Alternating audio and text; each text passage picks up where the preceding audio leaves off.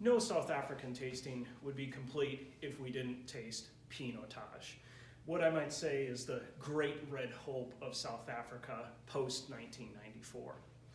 Now there's so much to say about this bottle of wine, so I want to give it a little bit of tie to the last discussions we had in the previous two wines, and then also get into some of the history of Pinotage. About this wine in particular, Arendsig is showing us our first wine from Robertson. Robertson, maybe one of the highest quality red wine areas of all of South Africa. Warmer than what we've been tasting in the whites, but still not the heat of the Klein Karoo. So that places it geographically. The other things I would point out are, you see on this wine label, you can see it online maybe better, that it is a single site. And again, I can't emphasize to you how important the idea of single sites and vineyard specific has become very recently in South Africa, since 2017. So this is a winery that really represents that modern trend. The other thing you'll see right in the title of the name is Inspirational Batch.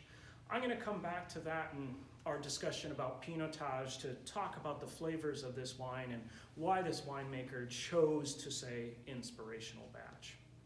But first, let's talk about Pinotage and why Pinotage is so special to South Africa.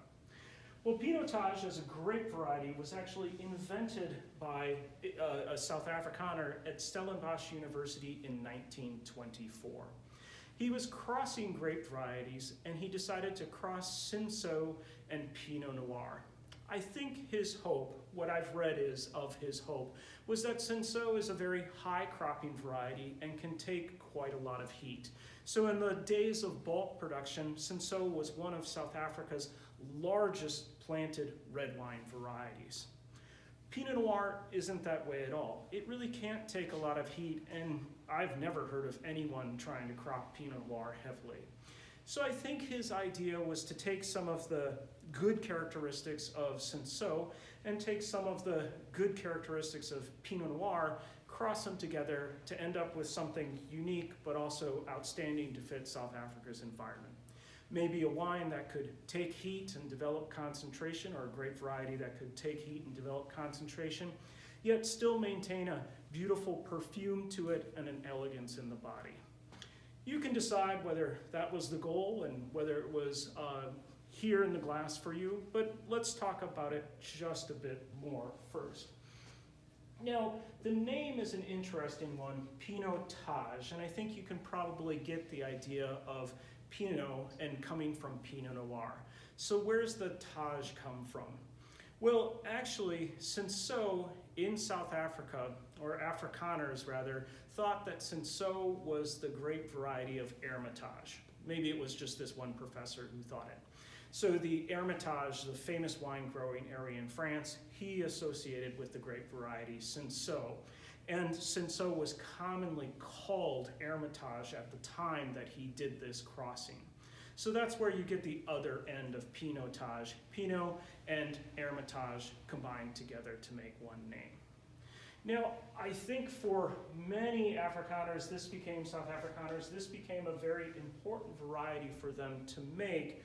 And also when apartheid ended in 1994, it became the great red hope of South Africa. Maybe that's just my own thought process on it, but something similar to like what you see with Argentina and Malbec, or what you saw with Australia and Shiraz. You suddenly have a grape variety, Malbec, that in Argentina they can grow it, and on the international market it takes off, and people buy it and still buy it in huge amounts of volume. Same thing with Australia and their grape variety Shiraz. When it was first introduced, it took off in international markets, and it's still a very big thing. So I think that was the hope for many South African producers, is that Pinotage would be that grape variety for them. Now, unfortunately, something happened with that idea, and I can remember when I started in the wine business, by the time I started in the wine business, which was around 2005, anytime someone had a new or another Pinotage, wholesalers would groan and say, oh, no, please, not another South African Pinotage. So what's the difference there between the Great Red Hope in 1994 and what happened in the US by that time period? Well, I think unfortunately it involves a particular smell that gets associated with South African red wines. I've had that smell be politely described as a campfire, or maybe a South African braai, their version of a barbecue. So maybe a bit of a barbecue smell to it.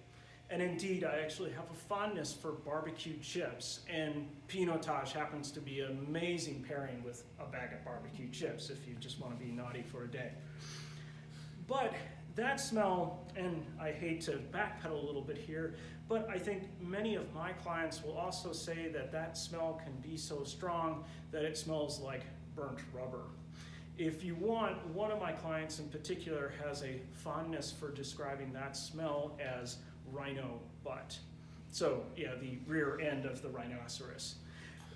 Whether you think that smell exists or not, and I don't think many South African producers think that smell exists, I do think commercially it becomes a question about Pinotage and about South African red wines as a whole.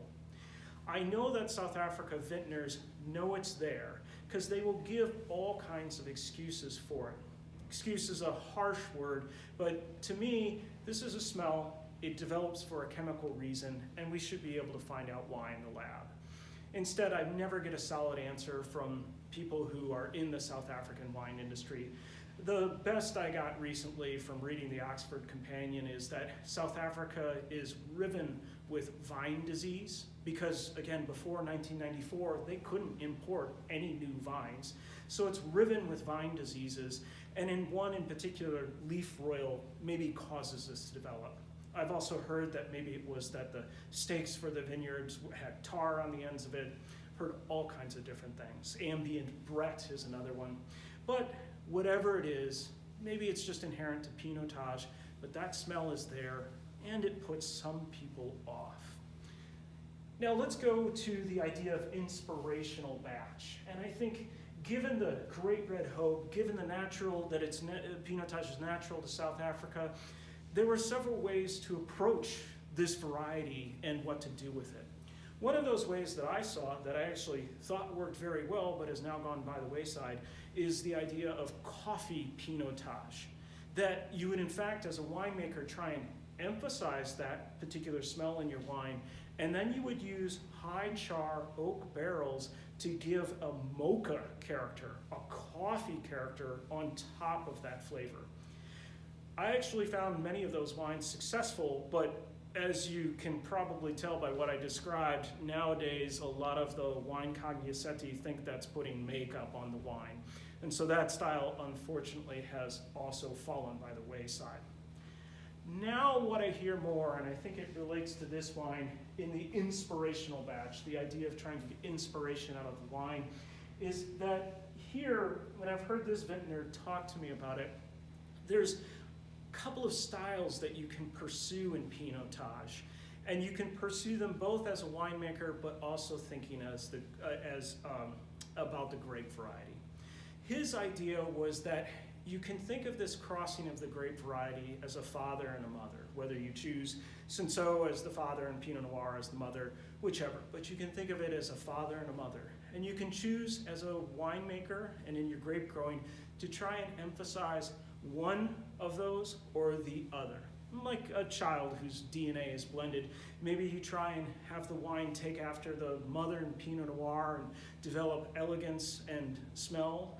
Maybe you try another inspirational batch to take after the father and develop concentration and richness.